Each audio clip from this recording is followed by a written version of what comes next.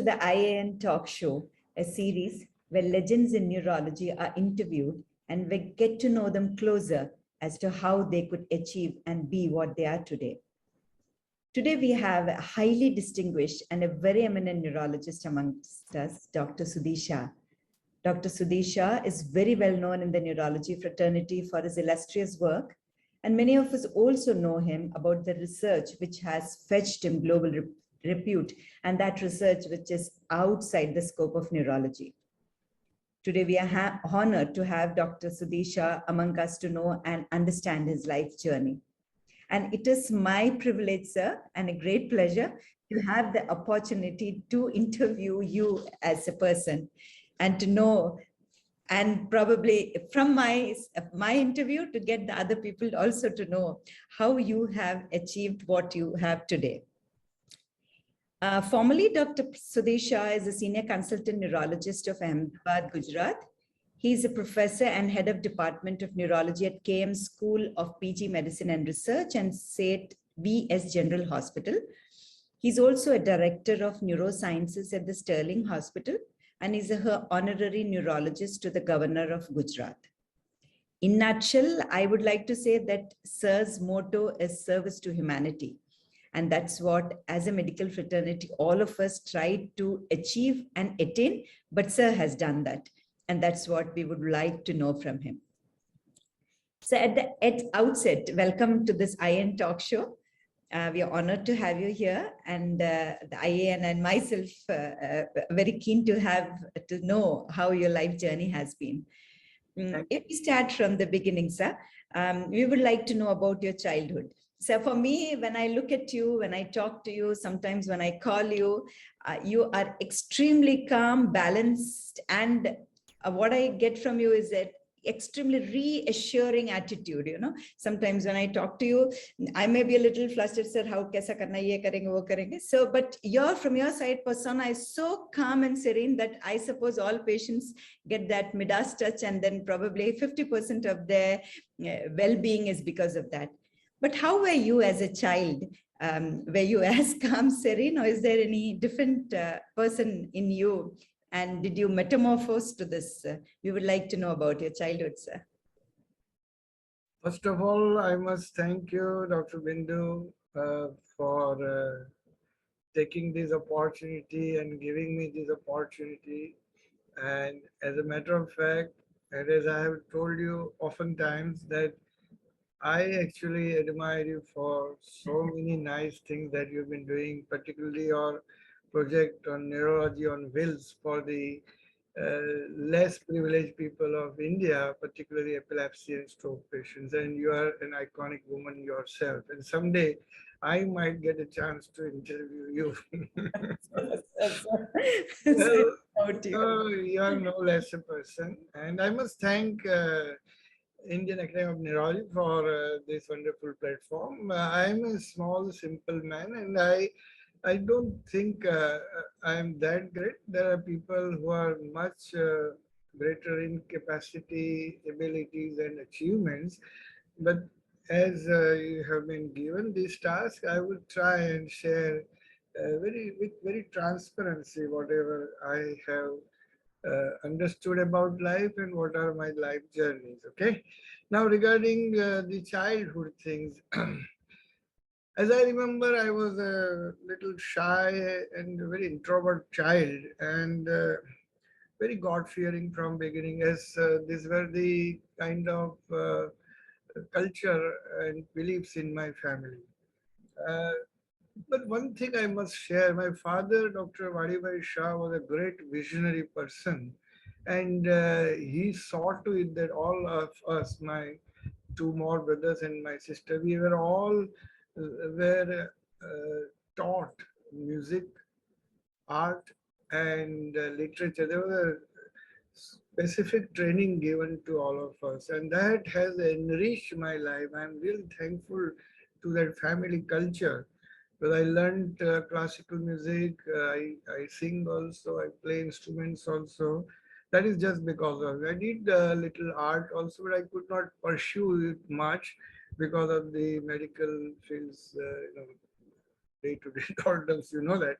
But literature, yes, I've been very lucky that my father gave me, because in inheritance, I asked him to not to give me money, but I requested to give his library. So I can literally boast only one thing in my life, and that I have a rich library of 10,000 books. There are non-medical 10,000. And I read them a lot. So all those things I've been doing from childhood, learning, reading and writing, etc. And just to give one or two incidences which might make it a little lighter, I was in third standard and there was a elocution competition. So I thought I should take part in it. So I requested my father. He said, "Beta, you are too young to do that, but if you wish, you can." So what happened that I went to the stage, and after speaking 3 or 4 lines, I suddenly missed the whole thing. And then I stared at the audience, and people started clapping, and I sat down. So That that was the first incident. But then uh, when I cried in front of my father, he said, Daddy, what happened? Why this happened? He said, don't worry, beta, there'll be another uh, opportunity. And it so happened that after 3 months, there was another elocution competition. And I prepared massively, and I stood first in that competition. yes. So this is the secret. I try to, improve with my failures. Similarly, in ninth standard, there was a handwriting examination, state level handwriting kind of, examination. And then my teacher told me, all those who have good handwriting, they please sit on this side and others sit on the other side. So I was trying to sit on this side. She said, no, Baba, no, you are on the other. Like, why? She said, Sudhir, you have to improve. My God. This was a screening test. So I said, teacher, give me 1 month. And after 1 month, uh, I made it sure that my handwriting is improved so that I could qualify for the exam. Though I did not get the number, but since then, I'm happy to say that my handwritings are not only good and readable, but I think they are better than many of my colleagues, though not the best. So, and I tell you last thing, I was so calm and quiet that if anything wrong happened in the class or in home, my my teacher or my parents would believe that Sudhir cannot be at fault. So somebody else would get a score, even if it is done by me by some mistake or intentionally. Somebody else would be fired. So that was the funny part. So sometimes I used to enjoy a little mischief also. That's very nice, sir. So I can see that that was the teacher's way of making a handwriting good has really helped us, and I think it only shows your persistence and perseverance at that point of time. Either it is an elocution. Just to say that you are just a wonderful and an excellent orator now, and to know that a person who probably on the first day and stage had stood there, and now what you have metamorphosed into, sir. And I suppose you are saying that you're shy, but I think you probably are more naughtier than the others, because in the garb of shyness, you are getting your things done, doing everything, and you will not be at fault. Absolutely. Absolutely, sir. So as you said that you were interested in art, you read books, and you have such a multifaceted personality. What is it that initiated you to take up medicine? Was it a dream to become a doctor, or was it the legacy which your father has passed on to you, sir? This is a very straightforward answer is, if I be very honest with you, I distinctly remember when I was 15 years, suddenly there was an intuitive feeling, a kind of daydreaming or whatever. I visualized myself as a doctor, as a neurologist, as a person who has done some research in occult sciences, a person who has done something in work like bridging science and meditation, the person who has been traveling across the globe, and kind of that kind of weird intuitive feeling. And that was the one of the important turning point. And that time I really decided, I didn't know what is neurology. And those days in 1974, neurology had hardly taken up in India. There were very few neurologists, handful of people. And I was studying in a city called Baruch, where we never heard about kind of branch. That was a kind of pure intuition. But at the same time, I must tell you two more things. As I told my father, Dr. Sudhir Shah, he was a very genius practitioner in South Gujarat. He was himself a good musician, a good artist, and he was a Rotarian. He used to be judges at some places. And he was doing a lot of neurological work. A lot of people of hemiplegia and all the neurological deficits used to come to him because of his reputation. So probably in my subconscious mind of a child, I thought that seed was there. And you'll be surprised, again, a kind of mysterious thing. My grandfather, Sri Jagdivan Bhai, was a very good astrologer and occultist. He had made my birth chart and he had predicted so many things which are all come true all throughout my life till date. And he had mentioned that this boy will either become a neurologist of repute or a cardiologist. And in 1959, when I was born, he wrote this.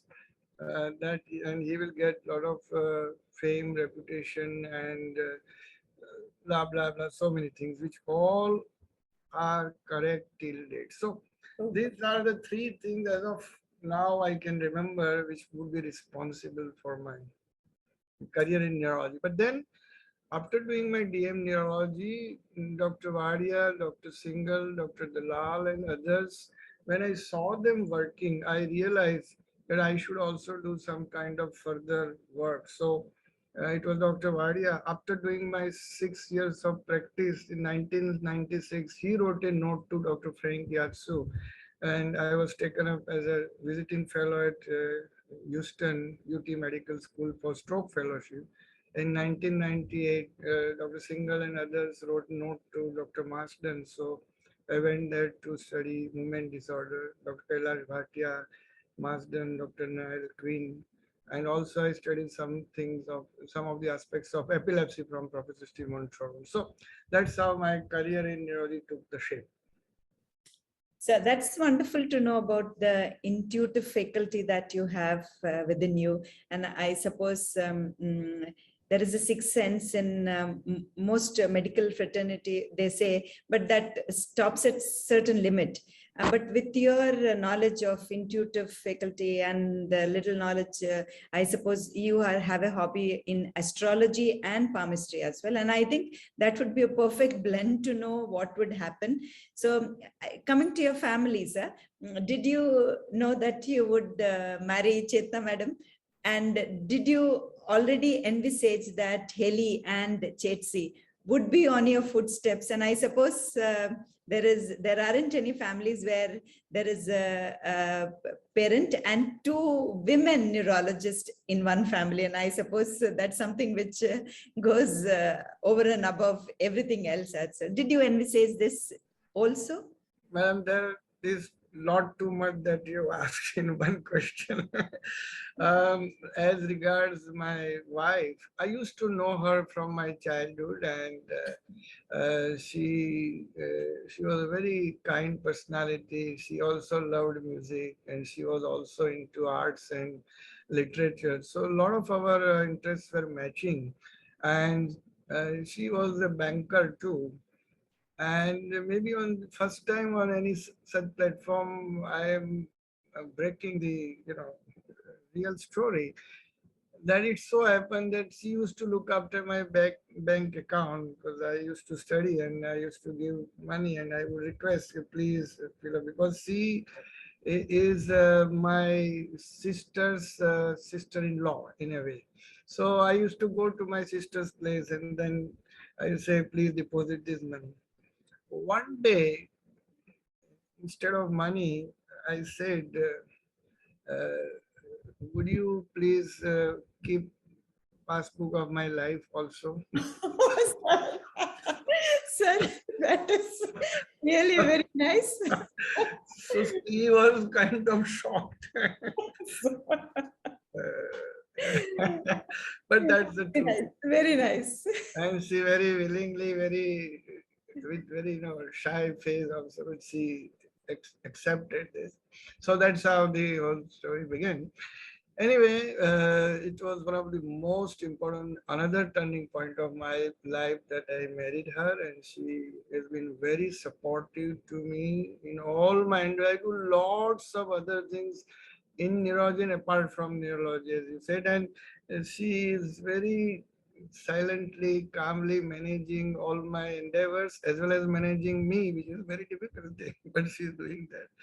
And my daughters, they're also gifts from my Almighty. I am very blessed to have both daughters who are very, very, uh,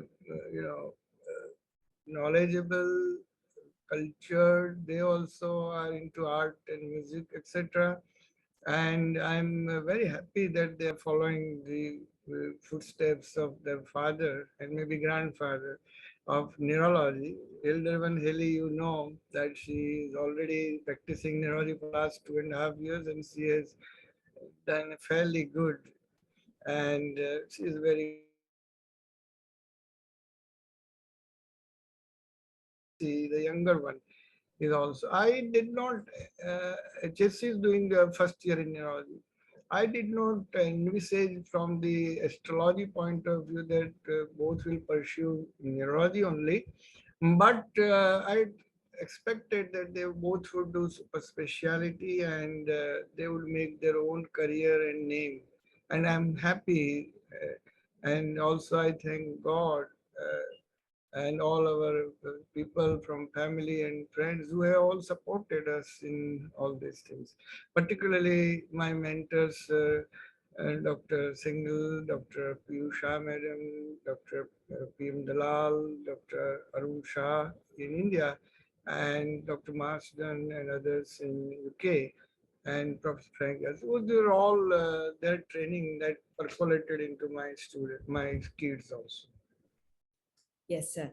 That was very nice and lovely to hear about about the passbook thing perspective. So, in your life and in your journey, because it is one where you have received so many accolades, you have received, you have gone to a reputation. Were there any hurdles where you found yourself?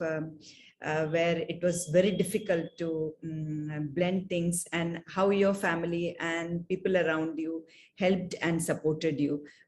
How would you feel that one should at that point of time, how you have come out of it, how would you feel that others should also come out of it in the same way? Well, I will answer the part two first. If your character is very strong, you can come out of any and many difficulties. Second thing, your support system, that is your relationship, your wife or your husband, your kids, your parents, your brothers, sisters, and especially your friends also. They are the greatest support system, and I'm very lucky that in all my relationships, I am very lucky, singularly lucky, that I am even on all of them. Even at my working place, most of the times, I am lucky. You can't please everybody all the time, you know that. But so these things and my reading of my books, philosophy to ethics and self-development to other things. So time to time, these have also helped. I had a good number of, I think, weak areas in my life, or those difficult days, you can say. One of them was 1982 when I fell sick and I was admitted in Jaslok Hospital and was treated for some collagen crisis. I had a very severe illness, and I was told by my treating doctors that I really may not survive beyond 6 months. And it was so, the reports were such. One night, after long dark days, one night I suddenly woke up and something came from within. Yes, I want to survive. I said I will survive, I'll fight out, and if I survive, my life would be for the cause of humanity, service to humanity, spreading love, kindness, appreciation, gratitude, and I will do my spiritual upliftment. And that resentment, that kind of my commitment afterwards to myself, suddenly there was a shift of consciousness, you can say quantum shift. And then I read so many good books. My teacher, I was doing MD neurology, MD medicine here in Ahmedabad, and my teacher was so supportive, Dr. Reddy Joshi. He gave me enough leaves, and my colleagues also supported me. They did a lot of my work during residency also in those few months. Ultimately, I came out, and then so ultimately, what I'm trying to say that your own healing power, nature's support system, inbuilt support system in yourself is also powerful. And then once you decide that, that was another time when I decided that I'll become neurologist. So I pursued that dream. I pursued it. I nurtured them. I made it clear that I am already a neurologist. I started believing and living that I am a neurologist. It was my MD first year, medicine. And then I took a thesis also, EEG in epilepsy, and so on and so forth. And I presented a few papers during my MD residency, even on neurology. So what I'm trying to say, that this turning point and then my commitment to myself, and you know nature is so great. If वो कहते हैं ना, वो शाहरुख खान का एक picture है, उसमें बोलता है कि अगर आपके कोई ऐसा ड्रीम है ना, तो उसको कायनात लग जाती है उसको। कायनात उसको कंप्लीट करने में लग जाती है। Absolutely, sir. Yeah, so ऐसा हो गया. Then it happens that the whole system joined me. So I believe this is the power of subconscious mind. As neurologists, we don't believe much in conscious, subconscious, and preconscious, etc. Divisions, but there is something for sure which allows you to heal, and if you pursue that properly, and that imprint, if you make it stronger and stronger, the universe responds to that, and you become. And I am one example of that. My friends know about this whole episode. So there was then during my DM days also I had some trouble. There was a communication issue, some conflict with my great teacher. I think one of the greatest intellectual man, genius I've seen, Dr. P.M. Dalal. There was some problem. At one point of time, my study was at stake, but luckily everything went well.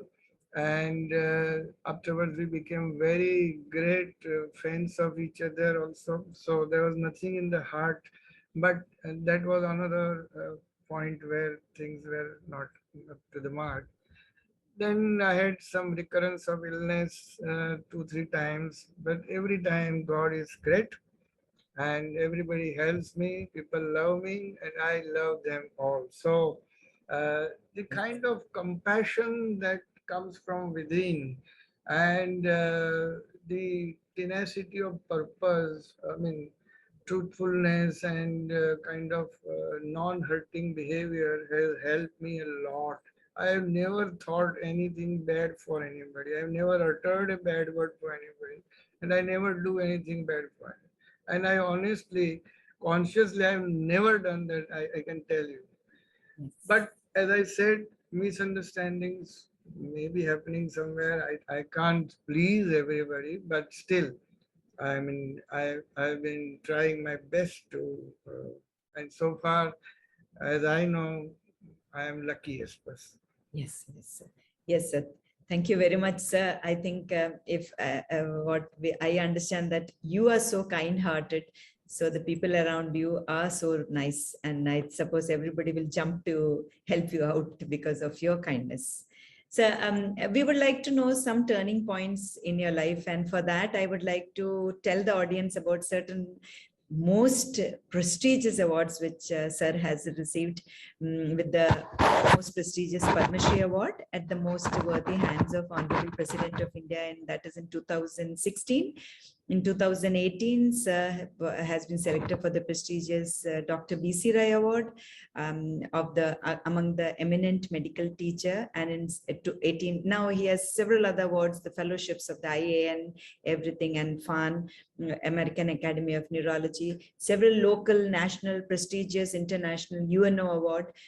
Sir is an author of 4 comprehensive books, which includes, sir, I think it's English, Hindi, and Gujarati editions as well, on public education on the complex subjects of neurology and medicine. And to note is around 60,000 books have been sold, and sir has donated all the royalty money to the poor and needy people. So what is that inspires you to do so much in your life? And what are the turning points which makes you to do that? We would like to know. And how did you feel when you received so many awards, and that too, great awards, I should say? In one word, it is the compassion that drives me, and it allows me to do all these activities, which are activities of help to humanity, and also for the animals, birds, and all other living creatures, because that is where I think everybody needs help. The world moves on only 2% who are the givers, and 98% are takers. They take from the system, 2% give. And after this 1982 illness, as I mentioned, I had I had done commitment to myself that if I survive, I will survive and work for humanity and all people around and all animals and living things. So that driving force is everywhere. And whatever results and awards and accolades or whatever you have described, frankly speaking, they don't lure me that much. It is the echo of the universe of your good deeds. I never have applied for any major awards, and somehow people have asked from that side, and you'll be surprised. I mean, I don't want to narrate, but how things have happened about these awards, I myself. So this is the universe that selects you. If you do good work without any expectation, I tell you, with my 100% conviction, the the good deeds are echoed down, and give the best, give the best that you have to the universe, and the best will return back to you. I mean, there is no, I don't think there is any exception to this law. Every time this happens, and it has happened to me all the time. So after all these accolades and awards, only thing I can tell you that I feel happy, humbled, and honored. I mean, I I acknowledge them. I feel happy, no doubt, but it makes me more humble. And I wish that my colleagues of neurology and fraternity of medicine, they also get whatever is due to them in respect to the nice work that they do. And I'm sure university, but do it without expectation. If you, I'll tell you one thing, whenever a patient comes to us and when we think that what I will get from this patient, my God, the magic disappears.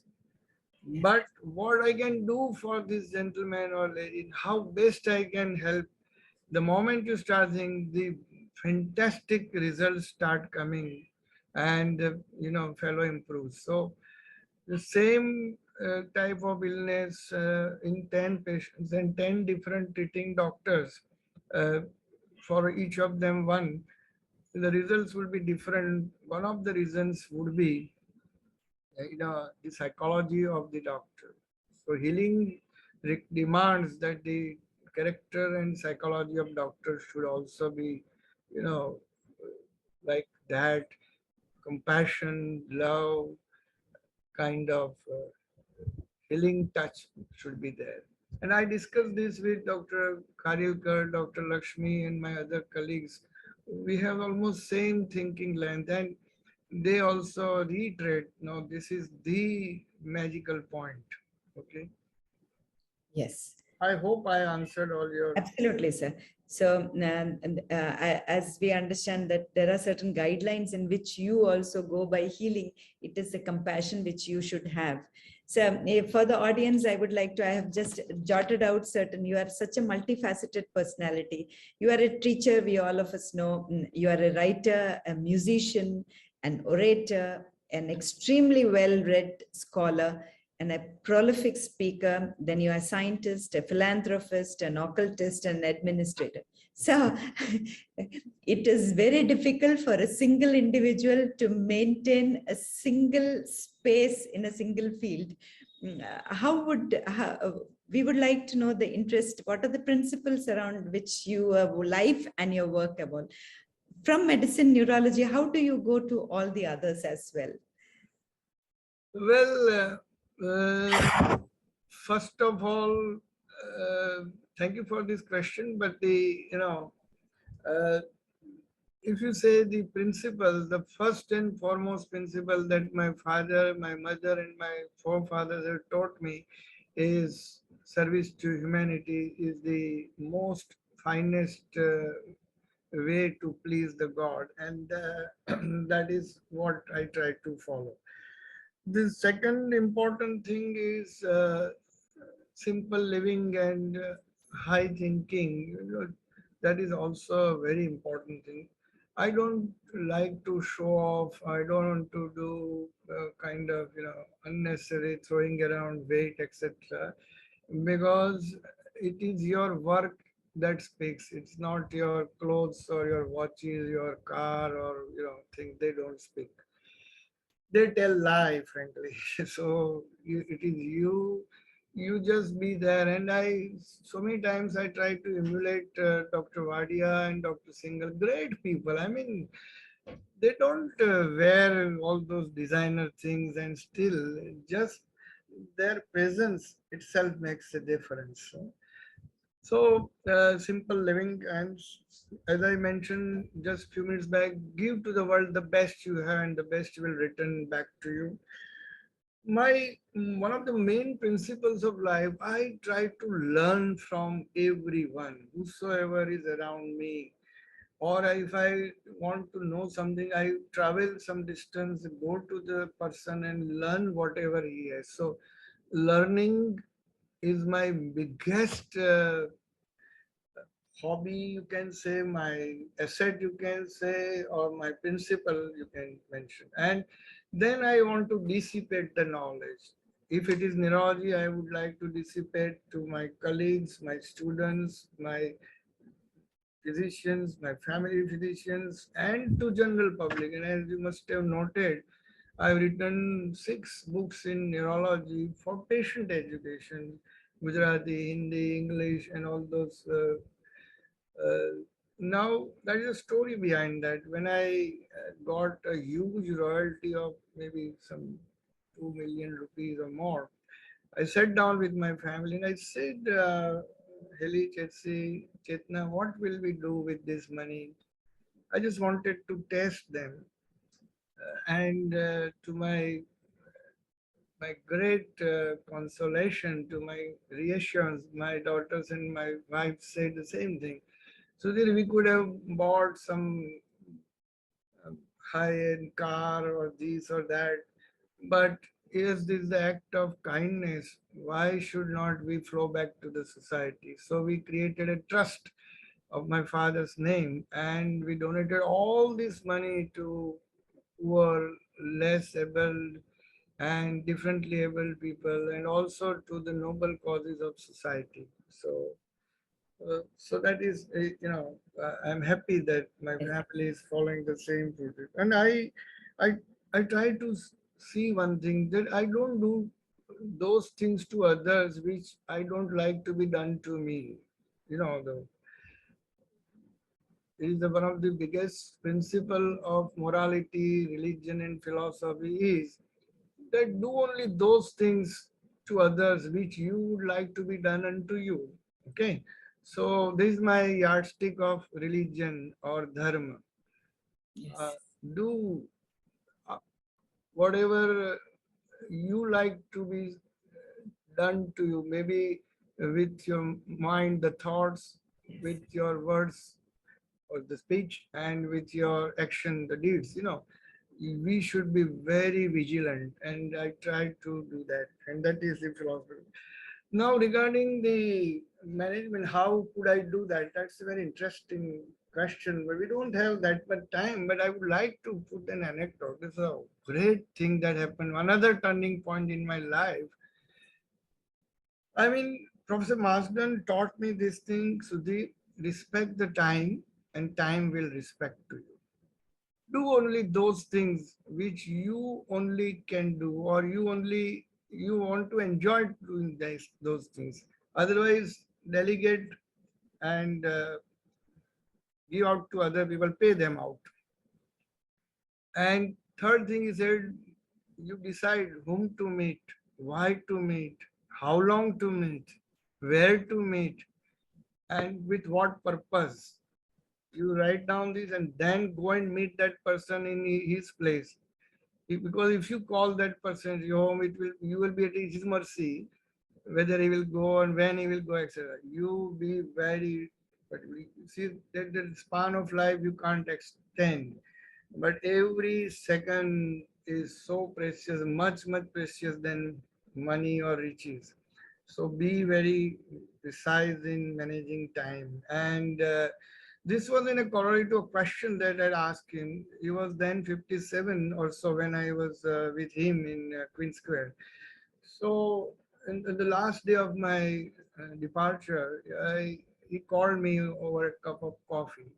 I was very happy that, Professor Marsden calls me when I'm leaving. So, I was very much excited. Absolutely, sir. On a friendly talk, I asked him, sir, with all politeness, I want to ask a question. Sir, you are a doyen of neurology. You have written so many great books. And I mean, in a short span of 30 years, how could that you create such a voluminous literature and that people follow each of your lines? There must be something. He laughed at me. He said, they sip your coffee slowly. So I started. After a long pause, he gave me these three statements. Okay. Okay. And then he mentioned, Sudhir, in London when I came, it was exemplary, impossible to have a driver. Okay. But I hired a driver. And those 30 minutes to and back, I used to scribble down certain things on my notepads and books and 60 minutes a day. So you can think how much creation I could do. And because I did not drive in this heavy traffic, I was calm and cool. At home also, I was very productive. So whatever money I gave to driver, it was 10 times, So taking his tip, I hired two MD doctors from day one in my Yes. clinic. Yes. Okay. Yes. And that helped me a lot. So I'm just giving some of the anecdotes. So Yes. time management is Yes. very, very vital. Yes. So basically following principles of humanity, love, compassion, keeping a good attitude, helping people, and doing good appreciation, thanking even the smallest person we can thank, we can appreciate their virtues from the smallest people. So these are the simple rules of life that I try to follow. And these principles have made my life full of abundance or whatever you can see. I'm very frank and Yes. I just want to Yes, it is so wonderful to learn from you, because it's really very difficult, as I said, sir, to stand on one space. You are standing on so many spaces with excellence. the reason of my multifacetedness is my family's culture. As I said, I was trained in music, literature, art. So all those things are my outlets in my busy practice of neurology. What makes me happy? At the end of the day, I come home, sing a song, or read or write a poem, or do some other activities. That makes me really happy. Today also I am going to attend a music show. So these are my outlets. At the same On that time, note, sir, I will request you to sing a song at the end. I have few more things I would, and our audience will definitely love and probably inspired. So a very important part of yours is that being such an eminent neurologist, you entered into the field of fasting research, and that gave you an ultimately a global reputation. And how did the Western world take it forward? And you also have a working hypothesis, sir, which you would want to share with us about it? that's a very important question. And yes, it was a turning point. Inquisitiveness, I think, in one line, one word is the answer to your question. Why did I take the project of fasting research? I think inquisitiveness. It's a very long story, but to cut it short, I was told by one of my old friends that Dr. Shah, there is a request for you. We are having a man who is claiming that he will do fasting for 411 days at a stretch without having any morsel of food, and then only on boiled water from daytime only. And we want you to be the research head because you have studied at US and UK. I think you will be the right person to head the research. I laughed at him. I mean, what are you talking? I was very skeptical, etc., etc. But again, after a lot of perseveration, he was very lucky to have me in the team, and we started with lot of skepticism and criticism. Ultimately, that fellow in front of him, us all 24 doctors, he finished 200 days, 250, 300, 40, 50, 411 days in front of us under scrupulous monitoring. And my God, it was my burden that I to write a hypothesis, working hypothesis, how this is possible. I did write, and that made me connected internationally to a lot of research groups, including NASA. Yes. And the next year, Mr. Prahlad Jani, so-called a person who is a male, but he wears the clothes of a female, he was brought to me. Then he was 75-year-old. And I was told to do research because this fellow is one step ahead. He even did not drink water. He did not pass urine and did not pass stool. I said, this is humbug. This cannot happen. Without passing urine, how somebody can survive?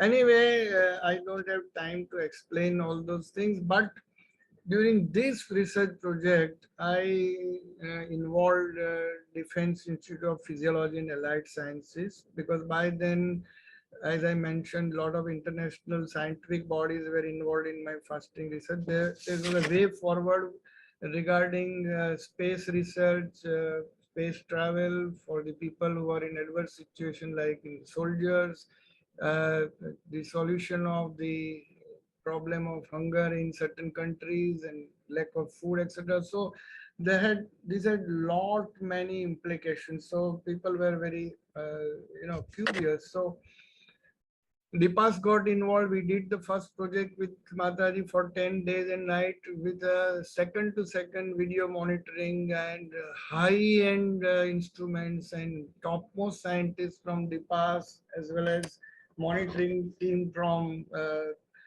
Physician Association and another team of research scientists of 28 doctors. So that became news which spread like fire. Professor Abdul Kalam came to know that I was called. We had 4 or 5 meetings. We discussed the pros and cons and possible uh, implications and use of this. He was very much positive. So he recruited another team of 32 scientists from DePass in 2010. The same person, then he was 82 years. We Oh. repeated the project for 15 days, okay? And in between, I had to go to NASA for presentations. I went to Delhi for presentation. I went to some other countries also. And you'll be surprised, my website got crashed because of Oh, yes. multiple million mails coming to me at the same Yes, absolutely. Yes. Anyway, so just inquisitive that really, is this possible? How it is possible? And if he's right, we should bring this to the scientific community. And if he's wrong, we should strip him off. So that was the point. And then I wrote the hypothesis of pineal gland and retinohypothalamic tract and how pineal gland can be activated and how chronic adaptation syndrome, part 2 of the hypothesis. Part 3 is the energy economy and utilization. Part 4 was the genetic modulation. So this hypothesis was accepted by many. And then the foreign scientists, after a lot of skeptic views and comments, and then came forward the Nobel laureates from Western world, and they said, look, this is something which is going to be futuristic medicine. And there are working hypotheses from their side also. So like biophotons theory, theory of mind and Gaussian curve. Then Fritjof Capra wrote some of the articles in New York Times, and so many other things happened. And there were 3 international films made on this subject. Oh, And I myself and Haley were invited to inaugurate those films in Austria. In Austria. So yes. these were very, wonderful days, and at least the Western mind was opened up with this effort. And I don't want to claim that we have proved everything. I don't want to claim that everybody is positive about it, but I'm pretty sure that many people are working on this, and I'm part of some of the collaborative teams. And this was the biggest turning point in my life. And although I was a neurologist, Yes. I learned endocrinology, I learned hydration, nutrition, human physiology, anatomy. Yes. My God, relearning the whole thing. Relearning the whole And thing. learn the genetics also. So would, sir, because you were part of such a massive thing, would you tell the audience that whether fasting is indeed helpful, and in what way would you recommend somebody to go through it? Oh, does this question stand anymore, ma'am? If you have gone to the research of Japanese scientists who did a lot of work in autophagy, after that, the whole world is now awakened. They say that fasting is the way forward. if you want to kill your cancer cells, if you want to remove the toxins of your body, so-called toxins or accumulated products, if you want to create good health for your heart, brain, and if you want to improve your cognition, all these aspects can be done with intermittent fasting. There are two ways. Either you do complete fasting for 1 day every week minimum, or you take 16 hours off from the food. Like every day we finish our food by 6 o'clock, and then next day morning start our chakki at 10 o'clock, so 14 hours fasting. There are lots of research on Harvard and others. If you go through net, you'll find lots of things. So intermittent fasting and once a week fasting, and this concept of autophagy and the benefits, they are much beyond any doubts. And you should know that it also helps in the circadian rhythm. The protein that accumulates at the night is the root cause of our metabolic disturbances. So if we eat early, like Jane said, 6 o'clock, and then next day after 10 o'clock or so, the whole circadian rhythm is you know Changed.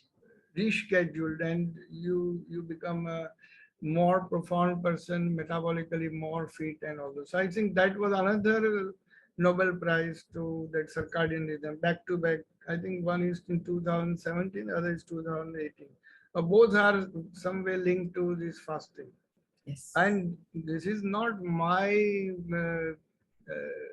contribution to the world. Fasting is there since in our Indian scriptures and our all Indian religions. They have this ritual of fasting in one or other way. Yes. Okay? Yes. But that should be true fasting. Even Bhagavad Gita mentions Nirahari Sharirina Tadeshe Vishaya. The one who does not eat, all his senses become deprived of the food of the senses, like seeing, hearing, and all. And that they turn introvert, and that makes him sit with the self, something like that.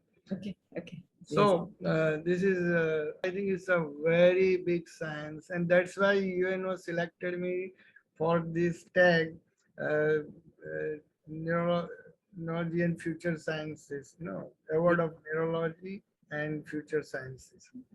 Yes, that's such a great award that you received from the UNO for that immense work you went ahead and did with the fasting. On the same note, sir, we also know that you are into the science of meditation. And what motivated you towards? So, as and now our audience would realize that apart from neurology, there's so much to learn from sir that every question has got a space on its own. And how could you bridge the science and spirituality together? Madam, I must compliment you that you have done a lot of research Yes, on me.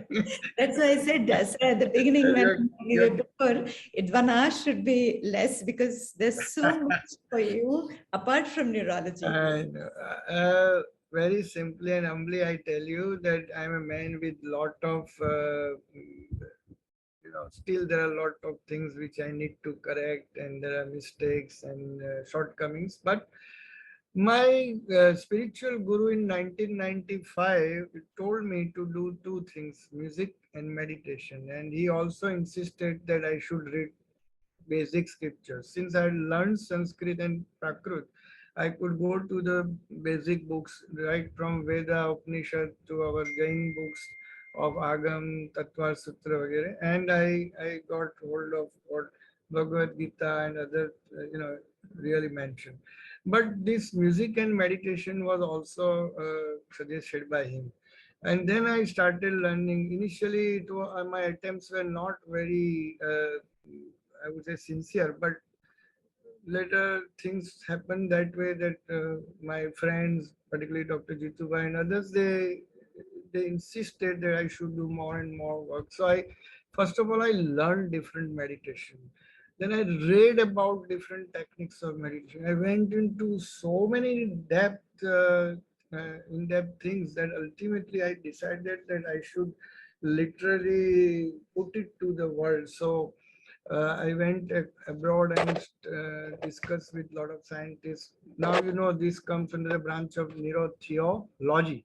So Yes. I met Andrew Newberg and very many other Professor Bernard and so many other scientists who were doing some or other work on SPECT, fMRI, etc. And we had some collaborative work. Ultimately, I studied focus attention meditation, then open monitoring, that is Vipassana meditation, and then transcendental meditation.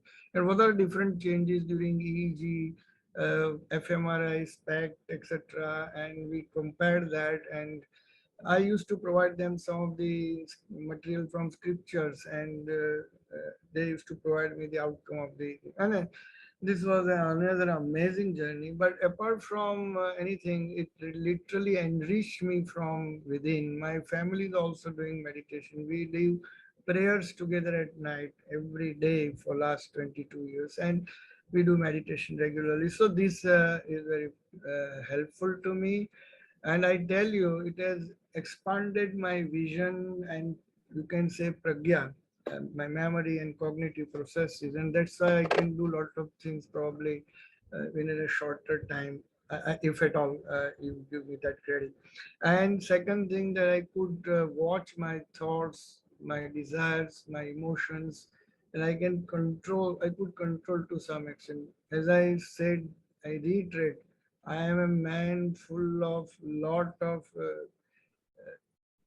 limitations, and I know that I have to improve. But day by day, slowly, little, I am improving. Whatever is it, it is because of this. I make mistakes. I don't repeat them.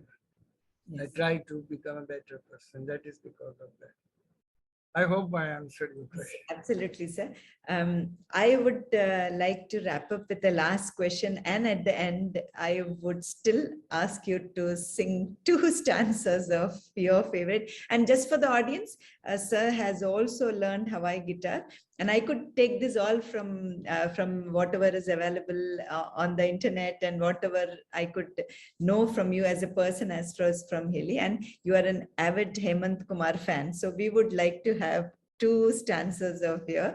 But before that, just for the young neurologists and for the people in general, so what continues to motivate you to work tirelessly? And is there any message that you want to give to the young doctors and neurologists in particular, and to the people in general? It is the compassion and my love for humanity and all living beings that keep me working. And as long as my services help people, I would like to work. Whether it is in return of money or not, that I don't really care, because we do a lot of charity work also, as you do. So it is not something in return that I want, but it is an inner urge that I want to do something for people. Uh, Young neurologists, they are actually the ones who really give motivation to me, because I learn from my students every day, and they are very nice people. Many of them are very kind, very polite. However, since you have raised the question, what I have understood from life is that young neurologists should understand one thing very clearly: there is no shortcut. You want to be a successful neurologist or an excellent neurologist, that you have to decide. Money, success, fame are temporary. But excellence, like William Osler, Professor Varia, Singhal, these kind of excellence, if you want, then hard work, sincerity, honesty, and knowledge, updated knowledge. There are no option to these four things. Okay. Yes. Hard work, sincerity, knowledge, and honesty, these have no option.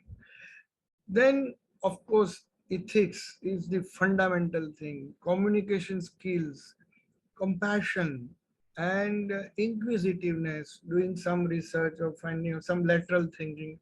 These are also very much, these are core competency, I would say.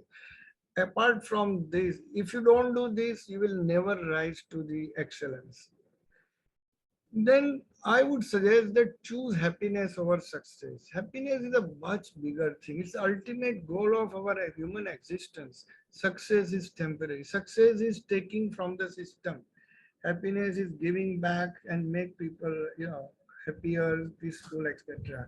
And for that, take care of your health, take care of your hobbies, be very careful in relationship, be honest, give quality time for your relationship, maintain your virtues, maintain your character. You should earn optimum money, but excess money doesn't help in life. It is a burden. Be careful. Success is, don't be after success. If you are happy, success is going to follow. Okay. And if you do good work with kindness, money are going to follow. But don't look what you will earn from this patient access. So don't do that, please.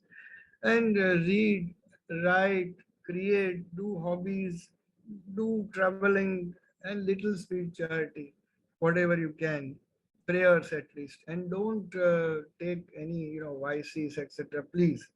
And time management and financial management from day one would carve your way to success and happiness, and ultimately you will excel. So that is for students and young neurologists, and for people, as you said, people should have good lifestyle, diet. They should follow their doctors properly. Preventive aspects they should learn, and rather than doing Googleitis and learning from Google, go to this technical thing. That's the reason I had to write books on neurology for patient education. Yes. So exercise, diet, calorie consciousness, yoga, meditation learning, and no vices again, and regular health checking, etc., are very important for healthy lifestyle and healthy living. I wish God gives long life with happiness to each and every one, to our fraternity people and to all human beings and living beings. And just to fulfill your last request, I Yes. mean, I did not expect that question in this forum, but madam, you are so kind a person. I mean, I will try to fulfill your wish. Okay. We have gone a long way once again, and I am extremely thankful. What should I sing? Himan Kumar.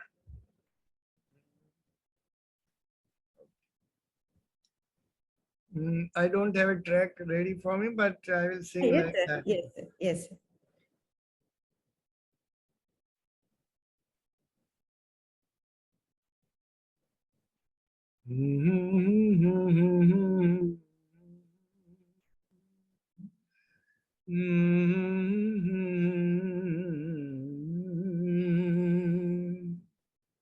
मगर लगता है कुछ ऐसा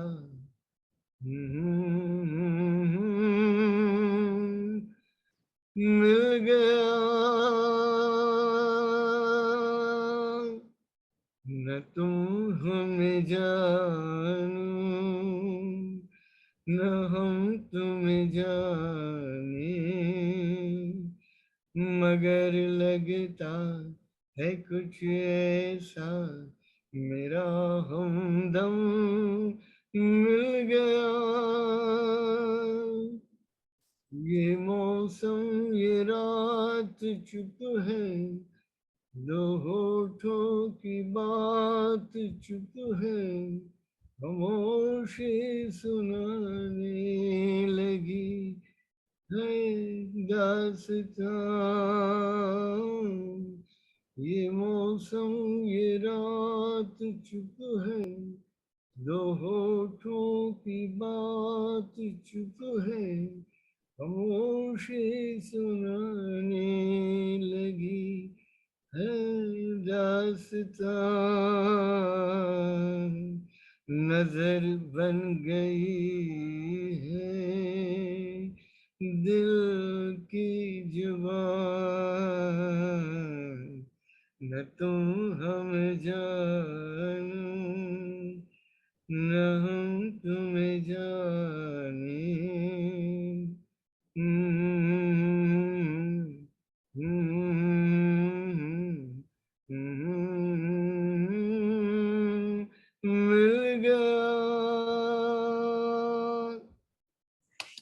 standing ovation to you. Thank you very much. This was for the audience to know and realize that how much the soul enriching hobbies that you have makes you the person that you are, sir. In a nutshell, if I would like to put you, is such a humble person, sir. So many attributes you have, but you're such a humble person, and with so much of wealth of knowledge and so much of pearls you have bestowed, each and every line which you have told, I suppose everybody may follow up on that and probably be a percentage of what you are. Thank you very much, sir.